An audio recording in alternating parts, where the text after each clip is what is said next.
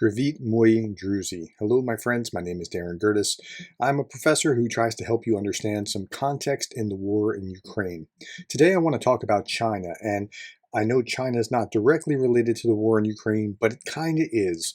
It is because it's in the backdrop. It is because it could make or break the scenario in Ukraine. It is because the U.S. military is being careful with what they're giving to Ukraine because they have their eye on China trying to take Taiwan, and we have commitments there as well. It is because Putin and Xi seem pretty chummy. But I talked about this last week, and in this video right here, I talked about Putin's reverse Chinese finger trap. And in this video, I talked about a number of things. I talked about Anna from Ukraine's perspective. I talked about Vlad's perspective.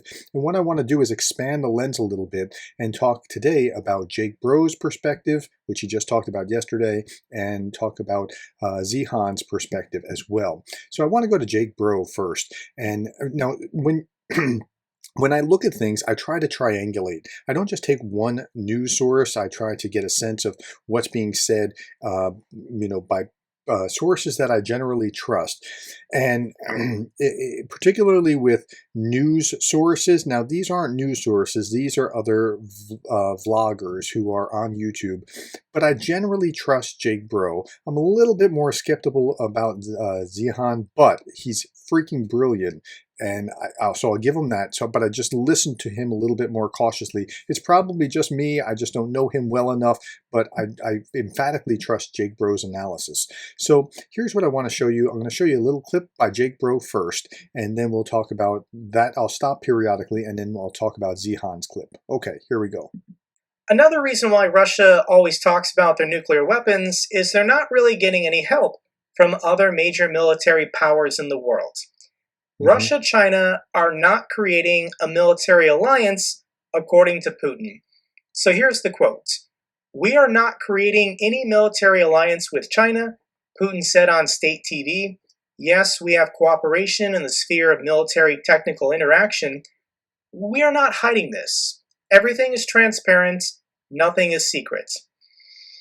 Do you really think Russia doesn't want a military ally to help them right now? Of course they do. They want China, and I told you in the last video that I did about this reverse Chinese finger trap video.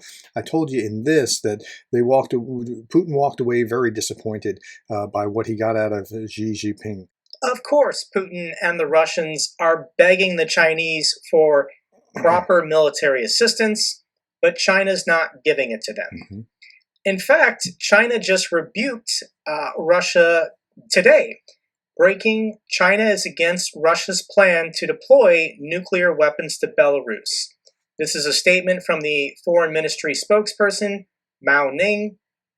"A nuclear war cannot be won or fought. Wars between nuclear weapon states should be avoided and strategic risks should be reduced." But it's not just military, it's also economic. So let me pause on that for a moment. China has positioned itself so it wins regardless of which way the war goes for itself.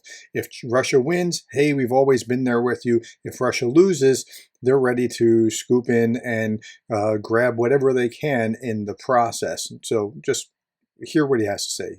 It's actually a really good analysis about how the relationship between China and Russia actually is, as opposed to the boogeyman that we seem to think it is. China is screwing Russia. Second Russian pipeline delay, sign that China holds the upper hand. So Moscow is confident that the new pipeline, Power of Siberia 2, will move forward, but Beijing has so far avoided making an explicit commitment to the project. So Russia at the moment is pumping a surplus of natural gas that it can't liquefy. It can't ship it in containers. So they need to pipe it somewhere, and they can no longer pipe it to Europe. So they need China, and they desperately need China, and China knows it. And China would like to get it cheap, but China is becoming the senior partner here in the sphere. So Russia is desperate for China to put up some investment money to start building more pipelines from Siberia to East Asia. And at the moment, China's saying, no rush, we've got some other things we're currently working on. Maybe in a couple years, we'll help you out, Moscow. So, what are the Chinese up to? And Xi snubbed Putin after their summit, calling a meeting of Central Asian countries as part of an audacious power play. Now, this was really, really interesting. Listen to what he's saying. And before you hear it, I just want to remind you that authoritarian governments tend to like each other, but they also tend to recognize each other's weakness and are ready to kind of grab each other's stuff when something goes wrong. Democracies tend to like each other as well, but they tend not to do that. Just watch. And here's the real workings between Russia and China. So a week after Xi went to Moscow for a photo op in which he gave him nothing, Xi is now calling for further economic, military, and political cooperation with the former Soviet republics, Kazakhstan, Uzbekistan, Turkmenistan.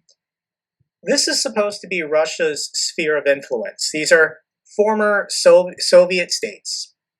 Yet China sees the weakness from the Russians, and they're moving in. They're spreading their money around, they're buying politicians probably, they're securing contracts, and they're firmly planting themselves as Central Asia now being their sphere of influence. Good job, Russia. So their relationship has shifted. Like maybe at one time Russia was a little bit higher than China was, but as they continue to degrade, China is becoming higher in contrast. Okay, now with that analysis, let's shift gears and watch what Zihan has to say. And again, I take him with a little grain of salt. Maybe it's unkind of me. I don't quite. Something's not quite right, but the guy's undeniably brilliant. He absolutely is. Maybe I just need to watch more of him or something, but he has some interesting analysis about the relationship between Russia and China as well. Hey everybody, Peter Zion here, coming to you from Lake Teano in southern New Zealand. The news that happened over the last few days is pretty straightforward. Vladimir Putin of Russia entertained President or Chairman Xi Jinping of China, and they had one of their big hoity-toity summits where they pledged their unending support for each other. The reality, of course, is nothing of the sort. Putin used the magic phrase, strategic partnership, which for the uninitiated sounds really important and like an alliance, but this is the phraseology that the Russians have been using for centuries when they want to say that they want a partnership with a country that they don't trust. And they expect. Now that's really interesting. He did use the phrase strategic partnership many times, and this is an insight that you'll hear from him that once you think about it, you start to see, yeah, there is something to this. The other country to pay for everything, and they expect to stab that other country in the back at the earliest opportunity. So Putin has had multiple strategic partnerships with the United States, with France, with Germany. The Soviets did one with the United States back in the day, and it even dates back to the Tsar's time. So that's the magic phrase that you know that they really, really, really, truly despise each other, and that this is only an alliance of convenience that has to do with getting out from under some of the sanctions that have to do with the Ukraine war. Okay, now with that, understand that China and Russia are actually competitors, not just collaborators. And we think of them as this monolithic bloc, and they're not. No group is monolithic, but particularly like we think back to the Soviet days where the USSR and China were essentially the same. They were never essentially the same. And here we're seeing that they really have divergent interests. And if you follow the interest, you understand what's going on. Okay. Back to Zion. So let's put that in a box. The more important thing is that within hours of leaving Russia, Xi Jinping of China invited the leaders of Kyrgyzstan and Kazakhstan and Tajikistan and Uzbekistan to a summit with just him, not the Russians. Okay, so this was what Jake Bro was just talking about, but what's fascinating about this is the power center is shifting here. With what Zion is saying is that it's shifting to China rather than to Russia. It's really interesting. Now, the Russians and the Chinese have this security organization called the Shanghai Cooperation Organization. It's kind of billed as a Central Asian NATO. It's really more of a talk shop. But that is a place where Russian and Chinese interests are kind of counterbalanced. But this is something completely different. This is the Chinese making a naked power play for control of Russia's backyard. Now, for those of you who have been following me for a bit, you know that my rationale for why the Russians are doing this has always been that they're trying to plug certain geographic access points to their lands. Places like Poland and Romania, where other greater powers on the other side of those gaps have historically invaded Russia through. And their position is if they can forward position military forces in those access points, then they'll be able to preemptively prevent invasions. This sort of thinking has driven Russian security decision-making for centuries. Now, this is part of the picture. It's not the only part of why the Russians have invaded Ukraine, but it is a legitimate part of the picture. It's not limited to that western periphery. There are other access points that the Russians are really paranoid about. Two of them are in the Caucasus that go down to Turkish territory and Persian territory. And one of them is the Altai Gap that leads straight to China. So when the Russians see the Chinese making this sort of naked power play to get on the other side of that gap and position themselves politically, economically, maybe militarily, with countries that are on the wrong side of that line while the Russians are occupied in Ukraine, the Russian mind immediately falls into kind of this revanchist position where they realize that they are now under assault from all possible angles. And let me add to that the Russian mentality is also that they're constantly embattled on all sides, that there are threats everywhere, and that is part of their cultural thinking. So he's not wrong about that, even if he's wrong about it, which I don't think he is. I think he might be very correct, but even if he was wrong, the Russian mind sees that everywhere. This is like the worst case scenario for the Russians, and there's not a thing they can do about it because they have completely committed their entire conventional forces to their western periphery in the war with Ukraine. The gaps that Ukraine approaches, Poland and Romania, those are by far the two most important. Those are the ones where the most of the invasions have come from.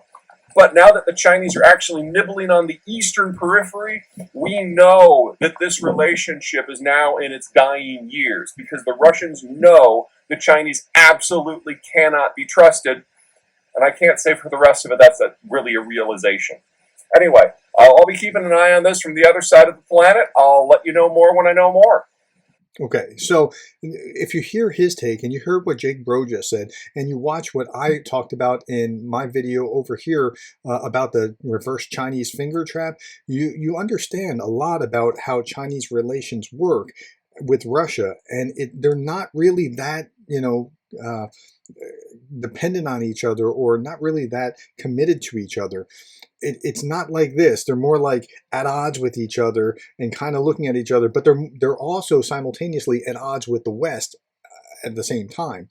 So they're not as cozy as you would think, and it's less dangerous, I think, than what it's blown out to be in most of the media. So I hope that helps you understand how the Russians and Chinese are getting along, because this is a big part of the puzzle of what's going on in Ukraine. Thank you for your time. Thank you for being the kind of person that cares about Ukraine.